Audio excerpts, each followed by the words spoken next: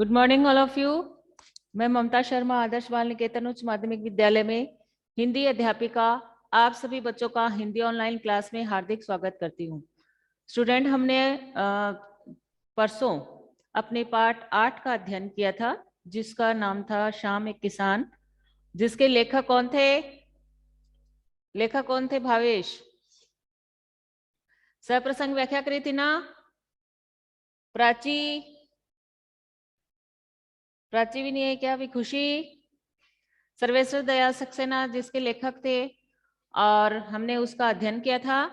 आज हम अपनी पाठ्य पुस्तक, देखो तो चलो ना भाई, अपनी पाठ्य पुस्तक वसंत के भाग 2 से पाठ 13 की एक दिन का, जिसके हमने पाठ को पढ़ लिया था, इसके प्रश्नोत्तर भी हल कर लिए थे।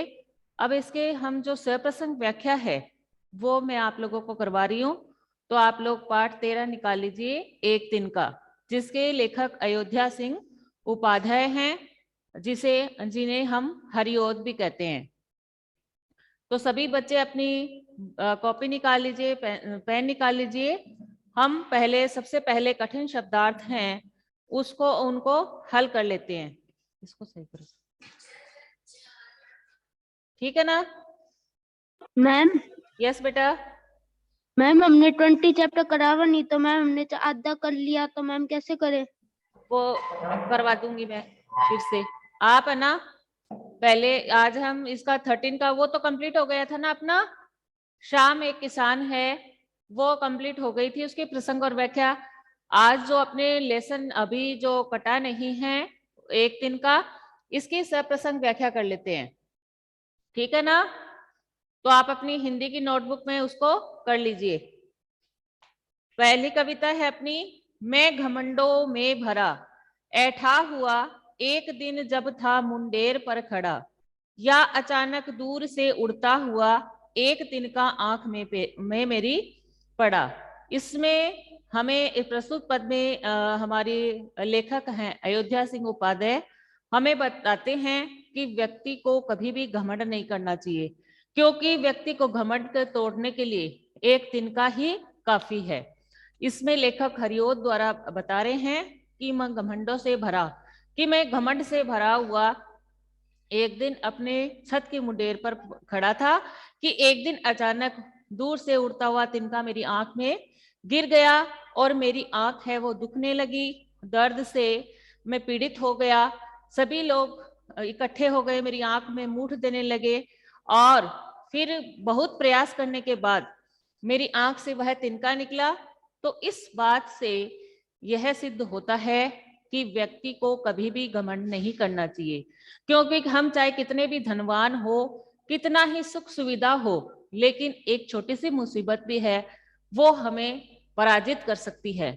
हमें हर व्यक्ति की हर समय हर स्थिति में आवश्यकता ही पड़ती है। इसलिए हमें ऐसा नहीं सोचना चाहिए कि मेरे पास तो बहुत अधिक पैसा है, मुझे किसी की आवश्यकता नहीं है, क्योंकि हमारे इस घमंड को तोड़ने के लिए एक छोटा सा ही तिनका बहुत है। तो हम पहले इसके शब्दार्थ कर लेते हैं। पहला है घमंड शब्दार्थ। मेरी आवाज सुनाई दे रही है ना बेटा सभी को? हेलो? Yes ma'am. हाँ, यस मैम। शब्दार्थ में देखिए, पहला है अपना घमंड। घमंड का मतलब क्या होता है? घमंड का मतलब क्या होता है? क्या होता है घमंड का मतलब? अभिमान नहीं होता क्या? ऐसे कह रहे हैं ना वो, तो उसे तो प्राउड आप इंग्लिश में कहते हो ना, तो वो क्या होता है? अभिमान। घमंड क्या होता है? जिस घमंड व्यक्ति का को, मतलब अहंकार भी तो होता है। हाँ, अहंकार भी होता है, अभिमान भी होता है। और फिर मुंडेर। मुंडेर का मतलब क्या होता है? अपने घर पे बनी होती है ना मुंडेर, जो छत का जो छत होती है ना, जो छत का जो किनारा होता है उसे हम क्या कहते हैं? मुंडेर। हम लिखेंगे छत का किनारा। मैम? यस बेटा। मैम भावेश बोल रहे कि मैं ऐड ही नहीं हो पा रहा। तो बेटा उधर से नेट प्रॉब्लम है मेरे। Okay ma'am. हाँ, उसके प्रॉब्लम है, इधर नहीं है। छत का किनारा, फिर है अचानक। अचानक का मतलब क्या होता है? अचानक का मतलब होता है, क्या होता है? अकस्मात, अकस्मात से। अचानक यानी अकस्मात। फिर है तिनका। तिनका का मतलब क्या है?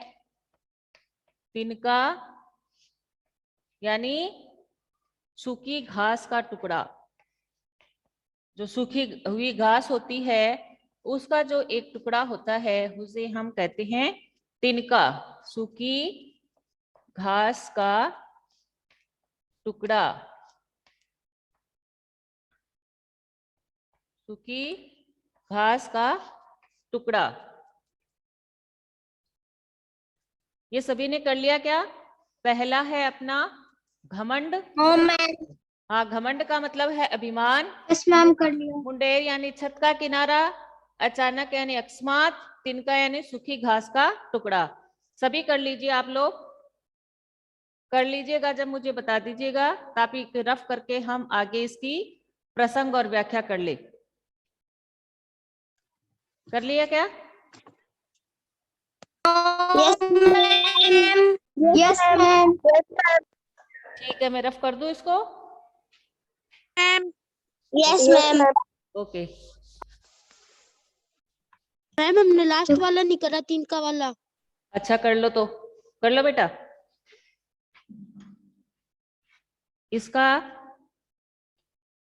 पहले है, हम इतना करेंगे। मैं घमंडों से भरा हुआ एक दिन जब था मुंडेर पर खड़ा, या अचानक दूर से उड़ता हुआ एक तिनका आंख में मेरी पड़ा। यहाँ तक की प्रसंग और व्याख्या हम कर लेते हैं। पहले इसको, इसका प्रसंग, प्रसंग है प्रस्तुत, प्रस्तुत पद्यांश, प्रस्तुत पद्यांश या पद हमारी हिंदी की, हमारी हिंदी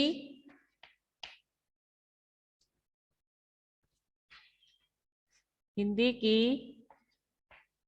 पाठ्य पुस्तक, हमारी हिंदी की पाठ्य पाठ्य पुस्तक। क्या नाम है हमारी हिंदी की बुक का? वसंत। हाँ, वसंत। प्रस्तुत पद हमारी हिंदी की पाठ्य पुस्तक वसंत। वसंत भाग कौन सा है अपना?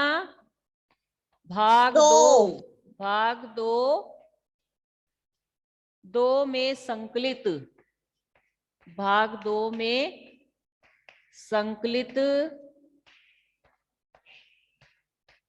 भाग दो में संकलित अयोध्या,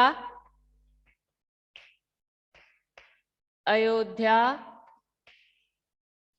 भाग दो में संकलित अयोध्या सिंह उपाध्याय, अयोध्या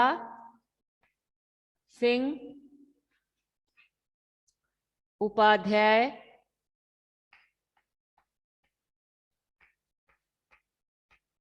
अयोध्या सिंह उपाध्याय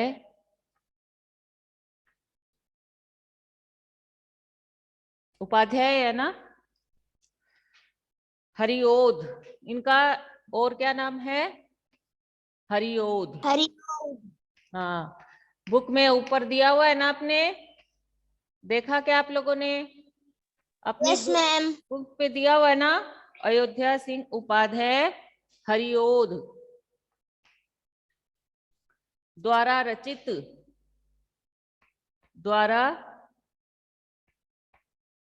द्वारा द्वारा रचित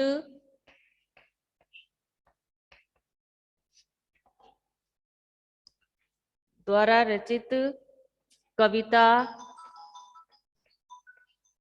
द्वारा रचित कविता एक तिनका, एक दिन का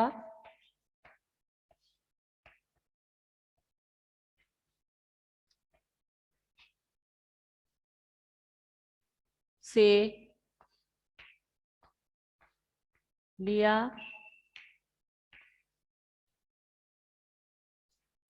गया है।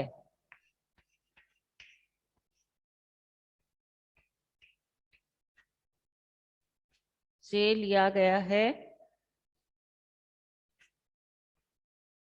कवि ने इस पद्यांश में या इस पद में, कवि ने इस पद में, कवि ने इस पद में आंख में, आंख में तिनके, आंख में तिनके के पड़, तिनके के पड़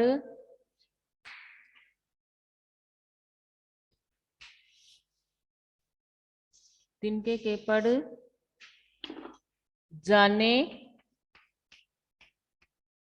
का वर्णन, जाने का वर्णन किया है, किया है।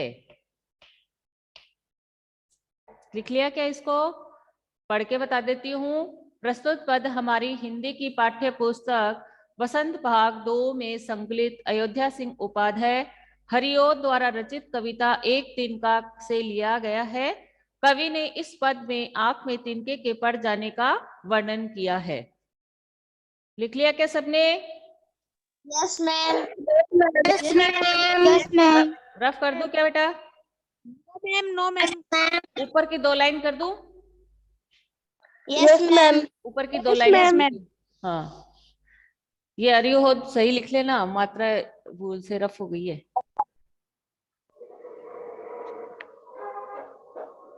माइक बेटा मैं बोलूं जब भी चालू किया करो, ऐसे बीच में है ना आवाज आती है तब क्लास डिस्टर्ब हो जाती है अपनी, ठीक है ना? Okay ma'am. आगे का लिख दो व्याख्या। Yes ma'am. हाँ, व्याख्या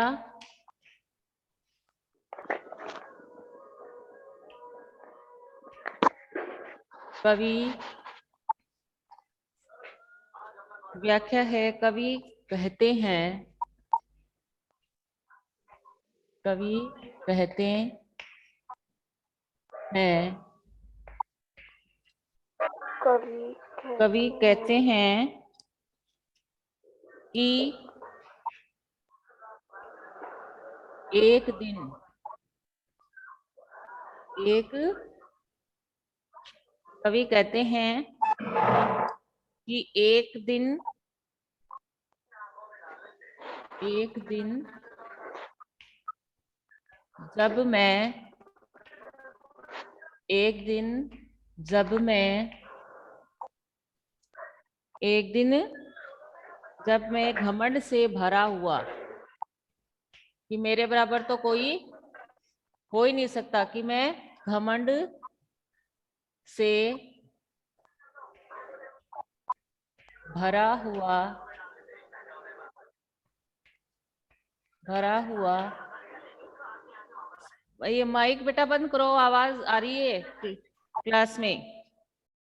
घमंड से भरा हुआ अपने मकान, अपने मकान, मकान दिखाई दे रहा है ना? मकान है वो। यस। अपने मकान की छत के किनारे, मकान की छत के किनारे, के किनारे, छत के किनारे खड़ा हुआ था, खड़ा हुआ था, खड़ा हुआ था, कि छत के किनारे खड़ा हुआ था, उसी समय,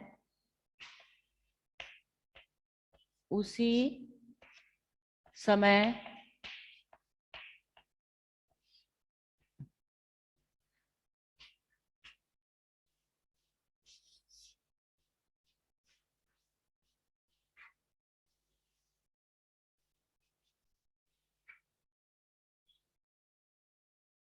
उसी समय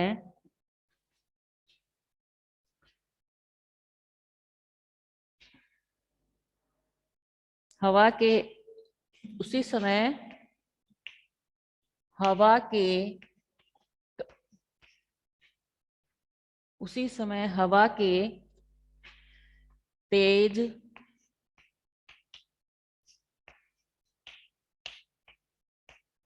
तेज उसी समय हवा के तेज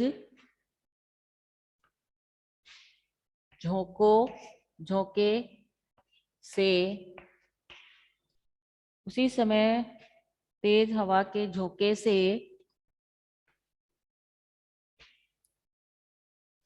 झोंके के साथ आया था ना वो टुकड़ा, झोंके के साथ जब हवा चली तो हवा चलने से क्या होता है, जो धूल मिट्टी हल्के तिनके पॉलीथीन वगैरह होती है वो सारी आ जाती है ना। तो उसी समय हवा के तेज झोंके के साथ अचानक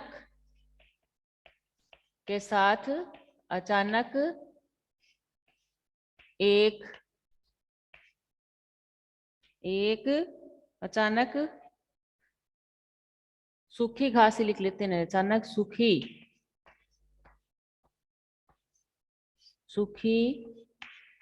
घास, अचानक सूखी घास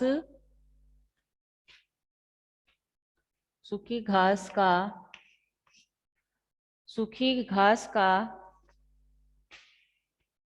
एक छोटा सा तिनका, सूखी हवा का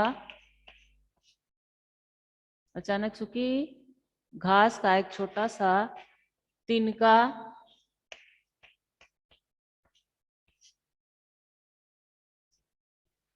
छोटा सा तिनका उड़कर मेरी आंख में गिर गया। एक छोटा सा तिनका उड़कर मेरी आंख में गिर गया।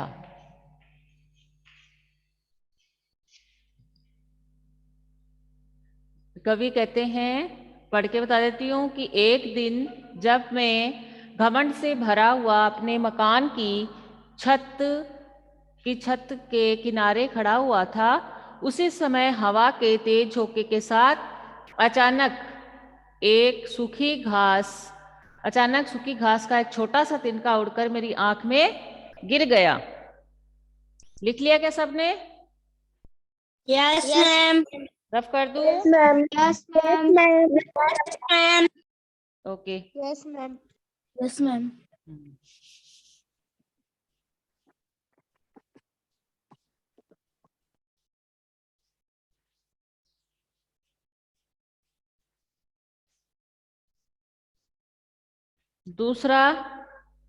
दूसरा अपना है कि जब किसी ढब से मैं झिझक उठा हुआ बेचैन और मूठ देने लोग कपड़े की लगे, लाल होकर आंख भी दुखने लगी, ऐठ बेचारी दबे पांव भागी। इसमें प्रस्तुत पद में हम क्या बताया गया है कि कवि कहते हैं कि जो उड़कर जो तिनका आया था, वो उड़कर आए तिनके के कारण मेरी जो आंख थी वो क्या हो गई, लाल हो गई, और लाल होकर दुखने लग गई। और लोग ने क्या, दुखने लग गई तो वह दर्द से तलमिला उठे और व्याकुल हो गए। तो लोगों ने क्या किया, उनकी आंख में मूठ देने लगे। और कपड़े होते हैं ना, आपने देखा होगा किसी की आंख में लग जाती है तो आप लोगों की मम्मी होती है, वो अपने पल्लू से ऐसे आंखों को सहलाती है ना, तो जो आंख में कुछ गिर जाता है वो निकल जाता है। वैसे ही उसकी जो लेखक है उसकी आंख में जब तिनका गिर गया तो लोगों ने कपड़े की उसमें मूठ देने लगे और उसको निकालने का प्रयास करने लगे। और आंख में पीड़ा के कारण क्या हो रहा था, बहुत दर्द हो रहा था। ऐसी ऐसी दशा में जो लेखक का या व्यक्ति का जो घमंड था और अकड़ थी वो सारी गायब हो चुकी थी।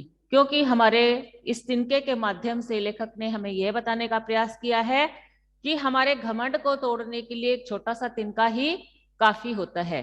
हमारे किसी भी अंग में अचानक से कोई चोट लग जाए, कोई पीड़ा हो जाए, तो जब तक वो दूर नहीं होती, हम ईश्वर से क्या प्रार्थना करते कि हे भगवान, मेरी जल्दी से ये पीड़ा है, मेरे ये कष्ट है वो दूर हो जाए, चाहे हाथ के लग जाए, चाहे हम गिर जाए, कुछ भी हो। तो इस पाठ के माध्यम से लेखक ने यही समझाने का प्रयास किया है कि हमें किसी भी स्थिति में घमंड नहीं करना चाहिए, क्योंकि घमंड को तोड़ने के लिए एक छोटा सा बेजान जो टुकड़ा होता है वही काफी होता है। तो इसके कठिन शब्दार्थ में दूसरे में मैं झिझक उठवा बेचैन सा से लेकर ऐठ बेचारी दबे पांव भागी, यहां तक है अपना दूसरा। तो इसके कठिन शब्दार्थ में है, इसके शब्दार्थ में क्या है, झिझकना, झिझकना, झिझकना, झिझकना यानी संकोच करना। झिझकना ये यानी क्या, दूसरी जो मैम प्रसंग ये इसी चैप्टर के क्या? है, मैम ये इसी चैप्टर के क्या? हाँ ये दूसरी जो अपनी मैम प्रसंग, इसके नीचे से लिख सकते हैं क्या ये शब्दार्थ? हाँ जो जिस पेज पे लिखे है ना आपने, उसी पेज पे ये नीचे लिख लो। झिझकना यानी संकोच, बेचैन, मैंने सोचा एक एक जो करवाऊंगी इसके अकॉर्डिंग करवा दूंगी। बेचैन, बेचैन यानी दुखी, बेचैन यानी दुखी, और लाल होना,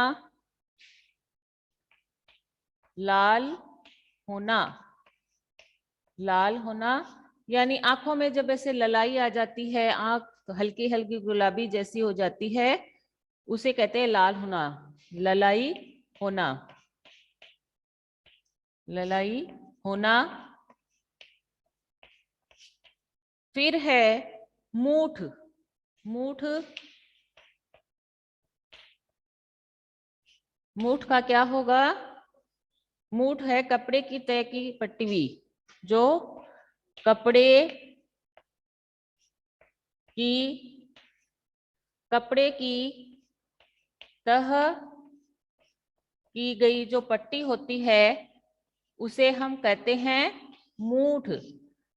आपकी आंख में कुछ गिर जाता है तो मम्मी क्या करती है आप लोगों के, अपने पल्लू से मूठ देती है ना, तो जो आंख में जो कुछ भी गिर जाता है वो दूर हो जाता है। वैसे ही लेखक के जब आंख में तिनका गिर गया तो लोग कपड़े की पट्टी सी बनाकर उसे निकालने का प्रयास करने लगे। फिर है ऐंठ, ऐंठ का मतलब क्या होता है, घमंड, अभिमान, इसका मतलब होता है घमंड। दबे पांव, दबे पांव, दबे पांव यानी चुपचाप, दबे पांव यानी चुपचाप। तीसरे का भी लिखवा दो क्या साथ में ही, तीसरी जो प्रसंग और व्याख्या है उसका भी लिखवा दो क्या? Yes, ma'am. Yes ma'am. ये रफ कर दूं क्या, ये रफ कर दूं? Yes, ma'am. यस मैम कर दो। ओ मैम मैम लास्ट वाला मत करना। ठीक है मैम कर दो। ठीक है ठीक है। नहीं नहीं, सारे बच्चे करेंगे, उसके बाद में ही करेंगे भाई। तीसरी वाले की भी करवा देती हो ना। तीसरी वाला अपना जो है, हाँ, कि जब किसी ढब से निकला तिनका से लेके एक तिनका बहु तेरे लिए, तो ढब का मतलब क्या होता है? तरीका। ढब कहते ना, तेरे को काम करने का ढब नहीं है, यानी तरीका। ढब का मतलब क्या होता है? तरीका। और समझ, समझ, समझ का मतलब होता है ज्ञान। कि तेरे को समझ नहीं है ना, तो हम कहते हैं इसका मतलब होता है ज्ञान। नेक्स्ट है अपना ताने। ताने देना यानी किसी से उलाहना देना या शिकायत करना। ताने यानी उलाहना या शिकायत।